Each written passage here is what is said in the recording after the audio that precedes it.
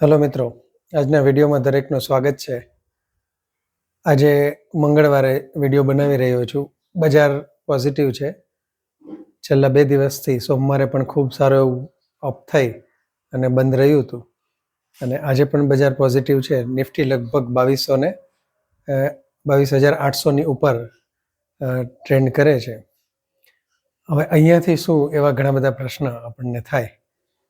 એ સિવાય બીજી પણ કેટલીક કંપની રિલેટેડ ચર્ચા આપણે કરવાના છીએ, પણ એ પહેલાં ડિસ્ક્લેમર જે આપણે વિડીયો શરૂ થતા આવે એ ખાસ જોઈ લેવું. તો બજારની વાત કરીએ તો અત્યારે એમ કહેવાય કે જે સતત ઘટતું જતું હતું પોર્ટફોલિયો, ઘણાના રેડમાં હતા, લોસ ઘણો બતાવતા હતા, ત્યાંથી અટકી ગયું છે અને થોડી ઘણી રિલીફ રેલી માર્કેટમાંથી મળી છે. પણ જેમ દર વખતે થતું હોય છે કે મિત્રો, જ્યારે બજાર ખૂબ જ તેજીના ટ્રેન્ડમાં હતું ત્યારે જે સ્ટોક ચાલતા હતા એમાંથી બધા પાછા ફરીથી એ જ બધા સ્ટોક રિકવર થઈ રહ્યા હોય એવું નથી. એમાં થોડો ફેરફાર આવે. પણ તેમ છતાંય તમારા પોર્ટફોલિયોના કેટલા એવા શેર છે કે જે બજાર રિકવર થઈ જતું હોય ત્યારે રિકવરી બતાવે છે, સિવાય કે કેટલાક સાયક્લિકલ શેરો હોઈ શકે. દાખલા તરીકે મેં એક વોચ લિસ્ટમાં રાખવા માટે થોડી નાની એવી ક્વોન્ટિટી શેવિયેટ કરીને જ્યુટ બનાવતી કંપની છે એને રાખી છે.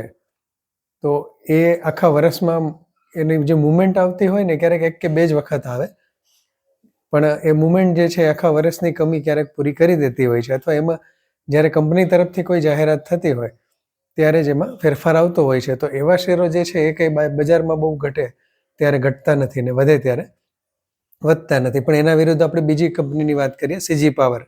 તો સીજી પાવર સીધો જ માર્કેટ ટ્રેન્ડ સાથે જોડાયેલો સ્ટોક છે કે જે બજાર ઘટે ત્યારે ઘટે છે અને બજાર રિકવર થાય ત્યારે પાછો ઉપર આવી જતો હોય છે. એટલે આ રીતે તમે તમારા પોર્ટફોલિયોમાં નક્કી કરી શકો. દાખલા તરીકે શેવિયેટ તમે વિચારતા હો ઇન્ક્લુડ કરવાની, શેવિયેટ કંપની, તો એને કોર પોર્ટફોલિયોમાં રાખી શકાય કે જેમાં આખા વર્ષમાં કે વર્ષે 2 વર્ષે માંડ થોડા ઘણા ફેરફાર આપણે કરતા હોઈએ. અને સીજી પાવર છે એને તમે પેરિફેરલ અથવા સર્ક્યુલર પોર્ટફોલિયો જેને કહેવાય, કે જેમાં તમે વારંવાર લેવેચ કરતા રહેતા હો, વધારતા રહેતા હો, ઘટાડતા રહેતા હો, અઠવાડિયામાં 2-3 વખત એમાં એ વસ્તુના ફેરફાર કરતા રહેતા હો, એ વસ્તુ એમાં રાખી શકાય.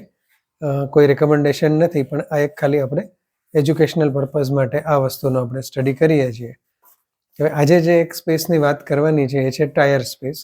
આમ જોવા જઈએ તો ટાયર સ્પેસ ઘણા સમયથી લાઇમલાઇટમાં નથી અને હજી પણ એમાં કોઈ એવી હલચલ દેખાતી નથી, પણ કેટલીક ઇન્ટરેસ્ટિંગ વસ્તુઓ અભ્યાસની દ્રષ્ટિએ ટાયરમાં દેખાય છે, એટલે ખાસ કરીને એની વાત કરવાની છે. તો ટાયરની અંદર આમ જોવા જઈએ તો જ્યારે ઓટોમોબાઈલ સેક્ટર બને એટલું લાઇમલાઇટમાં હોય ત્યારે જ ટાયર સેક્ટરમાં તેજી જોવા મળતી હોય છે. અને અત્યારે ઓટોમોબાઈલ સેક્ટર થોડું સ્ટેગ્નન્ટ છે, કારણ કે અમેરિકાનું જે ટેરિફ માટેની જાહેરાતો છે હજી શું થશે કોઈને ખબર નથી. અને એટલે જ નિફ્ટી માટે કે બજાર માટે કદાચ આગળ જતાં વધારે સ્ટ્રોંગ થશે, 23,000 ઉપર જશે, કે પછી વધારે કોઈ ટેરિફની જાહેરાત થાય અને એનો નેગેટિવ ઇફેક્ટ આવે અને વળી પાછી ફરીથી થોડું ઘણું કરેક્શન આવે. પણ તેમ છતાં હવે જેને કહેવાય ને કે 22,200 કે 300ની આજુબાજુથી વધારે બહુ બોટમ બની ગયું હોય એવું લાગે છે. બાકી તો જ્યારે ખરાબ સમાચાર આવે ને સેન્ટિમેન્ટ નેગેટિવ થઈ જાય ત્યારે પછી કોઈ બોટમ રહેતું નથી. એ વસ્તુની પણ ધ્યાન રાખવું પડે. પણ અત્યારનો ટ્રેન્ડ એવો છે. પહેલી વખત એફઆઈઆઈ જે છે એમણે નેટ બાઇંગ કર્યું છે કેશમાં, અત્યાર સુધી જે એમની વેચવાલી હતી એ સિવાય સારા સમાચાર એ છે કે ડોલર મજબૂત હતો એને બદલે થોડો નબળો પડતો જાય છે, એ નીચે આવતો જાય છે, એ પણ આપણા માટે બેનિફિટ છે. ક્રૂડ ઓઇલ ઘણા સમયથી સ્ટેબલ છે અથવા થોડુંક વીક છે, તો આપણી ઇકોનોમી માટેનો આ બેનિફિટ છે. આરબીઆઈએ લિક્વિડિટી બજારમાં નાખવા માટેની જાહેરાત કરી છે, ખૂબ પોઝિટિવ વસ્તુ છે. એને કારણે બેન્કિંગ અને ફાઇનાન્સ સેક્ટર અત્યારે લાઇમલાઇટમાં દેખાય છે. ખાસ કરીને ઇન્સ્યોરન્સ સેક્ટરને પણ હવે થોડો ઘણો બૂસ્ટ મળે અને એ પણ થોડું ઘણું પ્રમાણમાં આવનારા સમયમાં સારું કરે એવું દેખાય છે. પણ આપણે જે વાત કરીએ છીએ એ ટાયર સેક્ટરની કંપનીની વાત કરીએ છીએ. તો ટાયર સેક્ટરની કંપનીઓમાં જે ઇન્ટરેસ્ટિંગ કંપનીઓ જે છે એમાં બાલકૃષ્ણ ટાયર આવે છે, એપોલો ટાયર છે, ગુડિયર કરીને કંપની છે, એમઆરએફ આપણે બધાને ખબર હશે, C8 ટાયર્સ છે, જેકે ટાયર એન્ડ ઇન્ડસ્ટ્રીઝ છે અને ટીવીએસ શ્રી ચક્ર ટાયર. આટલી કંપનીઓ પ્રમાણમાં સારું કરી રહી છે. એટલે કે ટાયર ઇન્ડસ્ટ્રીમાં આ બધી કંપનીઓ જે છે લાઇમલાઇટમાં રહેતી હોય છે. હવે દરેક કંપની વાઇઝ એનો જો આપણે સ્ટડી કરીએ અને એમાં ડીપમાં દરેકમાં જઈએ એટલો અત્યારે એવું કોઈ પ્લેટફોર્મ નથી, કારણ કે અત્યારે ટાયર ઇન્ડસ્ટ્રી હજી લાઇમલાઇટમાં આવવાની શક્યતા હોય કે આવી ગઈ હોય એવું નથી. ભલે એવી બધી એમાં જબરજસ્ત મંદી પણ નથી, કારણ કે એક સમય એવો હતો ટાયર માટે કે એમનું જે કાચું રો મટીરિયલ લેટેક્સ જે કહેવાય રબર કાચું જે એમને મળતું હોય એનો પ્રાઇસ ખૂબ વધી ગયા હતા અને ખૂબ જ મોંઘું થઈ ગયું હતું, એટલે દરેક ટાયર કંપની સ્ટ્રગલ કરતી હતી. પણ અત્યારે હવે થોડા ઘણા સ્ટેબલાઇઝ થયા છે અને એમણે રેટ પણ કસ્ટમરને પાસ કર્યા છે, એટલે પ્રમાણમાં ઠીક કરે છે. એટલે ટાયર કંપનીની વાત કરીએ તો બહુ વધારે એ સેક્ટર વધારે પડતું લાઇમલાઇટમાં પણ નથી અને એટલું બધું કોઈ એમાં નેગેટિવ કે એવી બધી મંદીમાં પણ નથી. ઠીક કરતું આ સેક્ટર છે અને આ જ એક રાઈટ સમય છે કે એનો આપણે અત્યારે સ્ટડી કરી રાખીએ કે જેથી કરી અને કોઈ પણ એમાં ફેરફાર આવે ત્યારે આપણે એ પ્રમાણે એક્શન લઈ શકતા હોઈએ. તો પહેલાં જનરલી જે બધી ટાયર કંપનીઓ છે એના પી જે છે મોસ્ટ ઓફના બધાના રિઝનેબલ પીથી મળે છે. દાખલા તરીકે સીએટની વાત કરીએ કે પછી આપણે એમઆરએફની વાત કરીએ કે ઇવન બાલકૃષ્ણ ટાયરની વાત કરીએ તો બધાના પી 20, 22, 28, 25 આની આજુબાજુ રહે છે. એક કંપની જે છે એનો પી વધારે છે, સૌથી વધારે 41 પોઈન્ટ કંઈક છે, એ ગુડિયર ઇન્ડિયા કરીને જે કંપની છે. એનું કારણ એ છે કે એ મલ્ટીનેશનલ કંપની છે અને મલ્ટીનેશનલ કંપનીઓ જે છે ઓવરસીઝ પણ બિઝનેસ કરતા હોય છે, એટલે એ થોડું ફેક્ટર રહેવાનું. પણ શરૂઆત આપણે ગુડિયરની જ વાત નીકળી છે તો ત્યાંથી જ કરી લઈએ કે ખૂબ સારી કંપની. 74% જેટલું પ્રમોટરોનું હોલ્ડિંગ છે, પબ્લિકનું હોલ્ડિંગ પ્રમાણમાં ઓછું છે. એફઆઈડીઆઈ પણ ઠીક કહી શકાય એવું હોલ્ડિંગ ધરાવે છે. પણ ગુડિયર ટાયર કંપનીની જે આરઓસી ને આરઓઈ કહેવાય એ 16-17% આજુબાજુ છે. એ પણ પ્રમાણમાં સારું જ કહી શકાય. પરંતુ ગુડિયર ટાયરની અંદર એક પ્રોબ્લેમ જે કહેવાય, પ્રોબ્લેમ ના કહેવાય પણ એની ખાસિયત કહેવાય કે જે અત્યારે બધી કંપનીઓમાં જોવા મળે છે એ પ્રમાણે ગ્રોથ નથી. રેવન્યુ અને પ્રોફિટ ગ્રોથ કંપની છેલ્લા કેટલાક સમયથી ખાસ લાવી નથી શકતી, સ્ટેગ્નન્ટ છે, કોઈ વધારે ઘટાડો પણ નથી.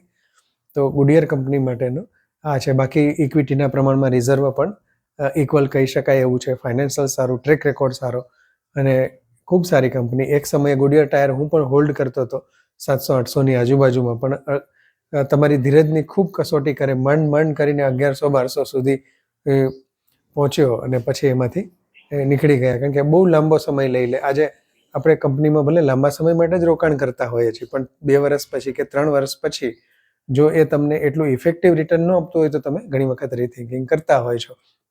અત્યારે 800ની આજુબાજુનો ભાવ છે, તો આ ભાવ જે છે એ પોર્ટફોલિયોમાં એડ કરવા માટેનો કહી શકાય. બીજી કંપની જે છે સીએટની વાત કરીએ તો આરપી ગોયન્કા ગ્રુપની કંપની છે, સીએટ ટાયર્સ કરીને, અને રેટ જે છે એમનો લગભગ 2500ની આજુબાજુમાં રહેતો હોય છે. આનો પણ પી 21-22ની આજુબાજુ છે. આરઓસી ને આરઓઈ પણ 18-19%ની આજુબાજુ રહેતો હોય છે. આ કંપનીની વાત કરીએ તો એણે પણ ખૂબ ચડાવ ઉતાર જોયા છે, પણ સાથે સાથે એફએનઓમાં હતી, હવે એફએનઓમાંથી નીકળી ગઈ છે, એટલે થોડી ઘણી મજબૂતી આવે, થોડું ઘણું સ્ટેગ્નન્સી આવે, પણ કોઈ ખાસ એમાં જોવા નથી મળતું. સીએટની અંદર જોવા જઈએ તો રેવન્યુ અને પ્રોફિટ ગ્રોથ પ્રમાણમાં ઠીક કહી શકાય એવો છે. બહુ સારો નથી અને બહુ ખરાબ નથી, એ વસ્તુ આપણને જોવા મળે છે. પછીની એક કંપનીની આપણે વાત કરીએ તો એપોલો ટાયર. એપોલો ટાયર એક સમયે જે રેનબક્સી ગ્રુપ હતું, હવે પ્રમોટરોમાં કેટલોક ચેન્જ થયો છે, પી ફર્મ ખાસ કરીને વધારે એમાં હોલ્ડિંગ ધરાવે છે એવી કંપની છે. એનો પણ પી મોડરેટ કહી શકાય, 22-24ની રેન્જમાં છે. આરઓસી ને આરઓઈ જે છે એ પ્રમાણમાં એપોલો ટાયરનું સારું છે. પાછું એપોલો ટાયરની એક ખાસિયત એ છે કે એપોલો ટાયર રેવન્યુ ગ્રોથ અને પ્રોફિટ ગ્રોથ બધી ટાયર કંપનીઓમાં પ્રમાણમાં સારો ધરાવે છે. તો એપોલો ટાયરની વાત કરીએ પછી આપણે એક જેકે ટાયરની વાત કરીએ.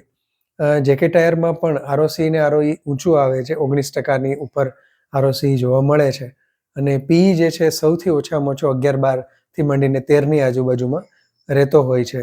તો આપણને એટ્રેક્શન થાય કે આ તો ઘણી બધી સસ્તા ભાવમાં મળતો શેર છે, એટલે કે વેલ્યુએશનના પ્રમાણમાં જોવા જઈએ તો સસ્તો કહી શકાય, પરંતુ તકલીફ જેકે ટાયરની અંદર એનું દેવું છે કંપનીની ઇક્વિટીના પ્રમાણમાં, અને એનું રિઝર્વ જે ઇક્વિટીના પ્રમાણમાં તો ઠીક છે, પણ રિઝર્વ જે પડ્યું છે એના પ્રમાણમાં એનું દેવું ઘણું વધારે છે. આ એક ઇસ્યુ છે, પણ તેમ છતાં નોંધ કરવાની વસ્તુ એક એ છે કે છેલ્લા કેટલાક ક્વાર્ટરથી એફઆઈઆઈ પોતાનો હિસ્સો થોડો વધારી રહી છે, કારણ કે જેકે ગ્રુપની પ્રમાણમાં કંપની છે અને ખાલી દેવું જે છે, કારણ કે આ કામ જોવા જઈએ તો હેવી કેપિટલની જરૂર પડે એવી જ ઇન્ડસ્ટ્રી છે, એટલા માટે આ વસ્તુ બની શકે છે. પછીની વાત કરીએ તો એમઆરએફ ટાયરની. એમઆરએફ ટાયર તો ખૂબ ચર્ચાસ્પદ સ્ટોક છે, બધાને એમ લાગે, કારણ કે ભાવ એનો 1,09,000ની આજુબાજુ છે એટલે એવું લાગે કે બહુ મોંઘો શેર છે, પણ બહુ મોંઘો નથી, કારણ કે એની ફેસ વેલ્યુ વધારે છે. એને હજી પ્રમોટરોએ સબ ડિવિઝન નથી કર્યો. ખૂબ જૂની કંપની છે, મદ્રાસ રબર ફેક્ટરી એના નામ ઉપરથી MRF પડ્યું છે, અને ખૂબ સારા પ્રમોટરો, ખૂબ સારી કંપની. અને ફાઇનાન્શિયલ્સમાં પણ જોવા જઈએ તો લગભગ છેલ્લા ક્વાર્ટરમાં થોડો ઘણો ગ્રોથ જોવા મળે છે. નહીંતર MRF પણ એક સ્ટેગ્નન્ટ ગ્રોથ જે છે એના ફેઝમાંથી પસાર થઈ રહી છે, કે ગ્રોથ વધારે પડતો આવતો નથી, મધ્યમ ગ્રોથ ધરાવે છે. પણ આમ જોવા જઈએ તો સબ ડિવિઝન કરે ત્યારે કંઈ શેર મોંઘો ન કહી શકાય. પણ છતાં એક રોકાણકાર તરીકે 1,09,000 વાળી સ્ક્રિપ્ટ આપણે લીધી હોય તો કેટલી લઈ શકાય? પછી ધારો કે 1,00,000માંથી 80,000 થયો તો આપણે એને કેટલા એડ કરીએ? અથવા તો 1,00,000માંથી એ ક્યારે 1.5 લાખ રૂપિયો થાય કે 1.25 થાય આપણી મૂડીમાં? એટલે સામાન્ય રોકાણકારો જેમની કેપિટલ લિમિટેડ હોય એમણે આવી હાઈ વેલ્યુ પ્રાઇઝવાળા સ્ટોકથી બને ત્યાં સુધી દૂર રહેવું જોઈએ, કારણ કે ઘણા બધા અર્નિંગના મોકા છે. આ ખાલી એક ફેન્સી માટે કહી શકાય કે મારી પાસે MRF છે. હા, તમારી પાસે 200-500 MRFની કેપેબિલિટી હોય અને એ રીતે તમે કરતા હો તો વસ્તુ ઠીક છે. પણ આ શેરનું પણ લોંગ ટર્મ તમે રિટર્ન જોવા જશો તો પ્રમાણમાં ઠીક આપ્યું છે. એટલું બધું હાઈફાઈ રિટર્ન નથી આપ્યું. ઘણા સમય સુધી સ્ટેગ્નન્ટ રહેતો હોય છે, પછી ક્યારેક શેર ચાલે છે. એટલે આ થયું MRFની. હવે ઇન્ટરેસ્ટિંગ એક જે કંપનીની વાત કરી લઈએ, TVS શ્રી ચક્ર ટાયર્સ. તો એના પણ ફંડામેન્ટલ્સ જે છે આ બધાની હારોહાર જ છે. પી રેશિયો જે છે એ પણ વ્યાજબી 17ની આજુબાજુ કહી શકાય, અને ROE પણ ઠીક કહી શકાય. TVS ગ્રુપની કંપની છે એટલે પ્રમોટરની દ્રષ્ટિએ તો બધી રીતે સોલિડ જ કહી શકાય. વર્કિંગ પણ સારું છે. અને આ કંપની જે છે ને એનો પોતાની ટાયરની એક અલગ આખી રેન્જ છે, સેગમેન્ટ છે. ખાસ કરીને નાના વ્હીકલ્સ માટેના ટાયર જે બહુ સ્ટાન્ડર્ડ કંપનીઓ ઓછા બનાવે છે. દાખલા તરીકે તમે સાયકલનું ટાયર MRF માટે લેવા જાઓ તો કદાચ તમને ન મળે, સિયાટનું મળે કે કદાચ ન મળે, પણ TVS શ્રી ચક્રનું મળી જશે. તો આ નાના ટાયરોની એ માર્કેટ જે છે ને એમાં TVSનો સારો એવો હોલ્ડ એક સમયે હતો. હવે થોડું ઘણું માર્કેટ સેગમેન્ટ ચેન્જ થાય છે, પણ તેમ છતાં એ લોકો એનું જ સેગમેન્ટમાં વધારે ફોકસ કરીને બેઠેલી કંપની છે. પ્રમોટર ગ્રુપ સારું છે. હવે સૌથી અલગ જે ટાયરમાં પડે છે એ કંપની છે બાલકૃષ્ણ ટાયર, જેની બ્રાન્ડ BKTથી ઓળખાય છે. અને જ્યારે ક્રિકેટ મેચ ચાલતી હોય ત્યારે BKTની તમે એડ પણ ઘણી વખત જોઈ હશે. ઘણી જૂની કંપની છે અને ગ્રુપ પણ ખૂબ સારું છે. પણ આ કંપનીની ખાસિયત એ છે કે ઓફ રોડ ટાયર બનાવે છે. એટલે કે દરેક જે કાર્સ છે કે બાઇક છે કે ટ્રક કે બસીસના તો ઠીક છે ટાયર બનાવે જ છે, પણ એના સિવાય જે મોટા હેવી વ્હીકલ્સ આવે છે, લોડર હોય છે, માઇનિંગમાં વપરાતા જે લોડર હોય, કે ઓફ રોડમાં બાકી બધી ક્રેન્સ જે હોય, હેવી ક્રેન્સ હોય, કે એના ટાયર બનાવે છે. અને બીજી ખાસિયત એ છે કે કસ્ટમાઇઝ ટાયર બનાવે છે. કોઈ કંપની ઓર્ડર આપે તો એની જરૂરત, એનું મશીન જે પ્રમાણે જોતું હોય એ પ્રમાણેના ટાયર બનાવવા માટે આ કંપની ખૂબ જાણીતી છે. પણ આ કંપનીનો બિઝનેસ જે છે ઇન્ટરનેશનલી પણ સારો છે, બહારના કન્ટ્રીમાં પણ ખૂબ સારો છે. પણ છેલ્લા કેટલાક સમયથી આ કંપનીમાં પણ ગ્રોથ નથી. હવે થોડું ઘણું રિવાઇવલ થાય છે, કારણ કે છેલ્લા ક્વાર્ટરનું રિઝલ્ટ જે છે એમાં રેવન્યુ ગ્રોથ અને થોડો પ્રોફિટ ગ્રોથ પણ જોવા મળ્યો છે. શેરનો પ્રાઇસ જે છે 2100ની આજુબાજુ કે 2000ની આજુબાજુ મળે તો એ એટ્રેક્ટિવ કહી શકાય. અત્યારે થોડો વધારે પ્રાઇસ છે, 2500-2600ની આજુબાજુ ટ્રેડ કરે છે. પણ આ બધી કંપનીઓમાંથી જો કોઈ કંપનીઓ 1 કે 2 કે 3 જ વિચારવી હોય તો એમાં બાલકૃષ્ણ ટાયર ચોક્કસ આવી શકે છે. ગુડિયર ઇન્ડિયા જે છે એ ડિપેન્ડ્સ છે. એમાં એવું છે કે કદાચ એ વળતર નહીં આપે તો ઘણા વર્ષો સુધી નહીં આપે, અને જ્યારે આપશે ત્યારે બની શકે કે એ 2 ગણો 3 ગણો પણ થઈ શકે છે. એટલે ગુડિયરમાં થોડું આ પ્રમાણેનું સેગમેન્ટ અત્યાર સુધીની એની જે ચાલ રહી છે જોવા મળી છે. MRFનો કોઈ પ્રશ્ન નથી આવતો. એપોલો ટાયર થોડો ઘણો અત્યારે સ્ટીમ છે કે 400 ઉપરનો જે ભાવ છે એ થોડો કરેક્ટેડ ભાવે મળે તો પોર્ટફોલિયો માટે એડ કરી શકાય. પર્સનલી મારી વાત કરું તો આમાંથી કોઈ પણ ટાયર સેગમેન્ટની હજી કંપની હું પોર્ટફોલિયોમાં એડ કરવાની ઈચ્છા નથી ધરાવતો. અત્યારે કોઈ કંપની પણ નથી, પણ છતાં વોચલિસ્ટ માટેના 3 સ્ક્રિપ્ટ જે કહેવાય, એપોલો ટાયર, ગુડિયર ટાયર અને બાલકૃષ્ણ ઇન્ડસ્ટ્રીઝ, એને રાખી છે. ખાસ કરીને બાલકૃષ્ણ ઇન્ડસ્ટ્રીઝ કરેક્શનમાં મળી શકે કે બજારના કરેક્શનમાં, કંપનીના કરેક્શનમાં નહીં, તો એનો ચોક્કસ વિચાર કરી શકાય એમ છે. એક આપણે ગયા વિડીયોમાં જે ચર્ચાની વાત કરી હતી કે મારા પોર્ટફોલિયોની વાત હતી કે મારા પોર્ટફોલિયોની સ્ક્રિપ્ટ કઈ છે, અને એના બીજો એક ક્વેશ્ચન એક સબસ્ક્રાઈબર મિત્રનો એવો હતો કે તમારી મલ્ટીબેગર સ્ક્રિપ્ટ કઈ? તો મિત્રો, મારી જે સ્ટોક માર્કેટની મેં પહેલાં જ વિડીયોમાં કીધું એમ સ્ટોક માર્કેટની જર્ની ઘણી ચડાવ ઉતારવાળી રહી છે. 1992-93થી સક્રિય થયો હર્ષદ મહેતા પછીથી, કોલેજના સમયથી, અને ખૂબ સારી એવી નાની ઉંમરમાં સારા એવા પ્રોફિટમાં હતો, પછી ઘણો લોસ કર્યો બજારમાં, પછી ઘણી જર્ની ટૂંકમાં ઘણા બધા ચડાવ ઉતારવાળી રહી છે. વચ્ચે એફએનઓમાં ખૂબ કામ કર્યું, મળ્યા, લોસ કર્યો, આ બધી વસ્તુમાંથી નીકળી ચૂક્યો છું, પણ એક ધારી રહી નથી. એટલે જે કહેવાય ને કે કોઈ 40% ને 30 ગણા થયા હોય એવો મલ્ટીબેગર સ્ટોક મારી પાસે એવું કોઈ નથી, પણ આ ટૂંક સમયમાં લીધો હોય, 2-3 વર્ષમાં, 5-7 વર્ષમાં, અને એ 8-10 ગણો થઈ ગયો હોય એવી સ્ક્રિપ્ટ જે છે એ પ્રમાણમાં ઘણી કહી શકાય છે. એમાંની સ્ક્રિપ્ટમાં એક પ્લાસ્ટીબેન્ડ ઇન્ડિયા જે છે કે જે હવે મારી પોર્ટફોલિયોમાં નથી, પણ એણે ઘણું બધું સારું એવું રિટર્ન આપ્યું છે.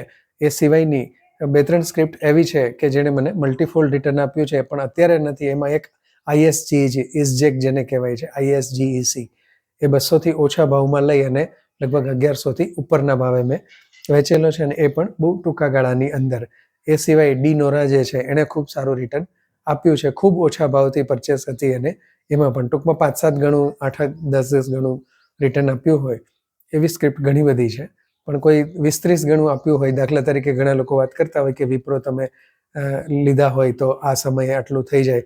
ઇન્ફોસિસ છે, TCS તો મને એલોટમેન્ટ IPOમાં થયેલા, પણ છતાં એમાં મલ્ટીફોલ્ડ રિટર્ન જે છે એ હું નથી લઈ શક્યો. રિટર્ન ચોક્કસ મળ્યું છે, સારું મળ્યું છે તેમ છતાં. અને ખાસ કરીને કોરોના પછી અને કોરોનાના સમયમાં જે માર્કેટનો સ્ટડી કરી અને મેં પોતે આખી દ્રષ્ટિ બદલી અને બને ત્યાં સુધી કેશની અંદર જ વધારે કામ કરવાનું, બીજી કેટલીક સ્ટ્રેટેજીથી કામ કરવાનું શરૂ કર્યું હતું, ત્યાર પછીથી જે મારું રિટર્ન છે એ ખૂબ સારું, ભલે સ્ટેડી છે, એટલું બધું હાઈફાઈ નથી, પણ પ્રમાણમાં વર્ષે જોવા જઈએ તો 40% 50% જેવું પોર્ટફોલિયો રિટર્ન આપી દેતું હોય છે. ઇવન કોરોનાના પછીના વર્ષેથી તો ખૂબ સારું રિટર્ન એમાં જોવા મળ્યું હતું.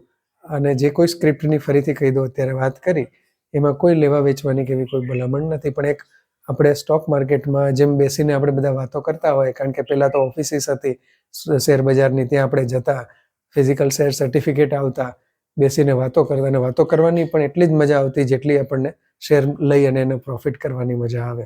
તો આપણે અહીંયા એ બધી મિત્રો સાથે મળી અને વાતો કરીએ છીએ, અને આપણા વિચાર કે જે કંઈ વ્યૂ પોઈન્ટ હોય એને શેર કરીએ છીએ. લેવા કે વેચવાની કોઈ ભલામણ નથી. દરેક મિત્રને લાઈક કરવા માટેની અપીલ કરીશ, અને વધુને વધુ મિત્રો સબસ્ક્રાઈબ કરજો જો કોઈએ ન કર્યું હોય તો ચેનલને. ધન્યવાદ મિત્રો. જય હિન્દ.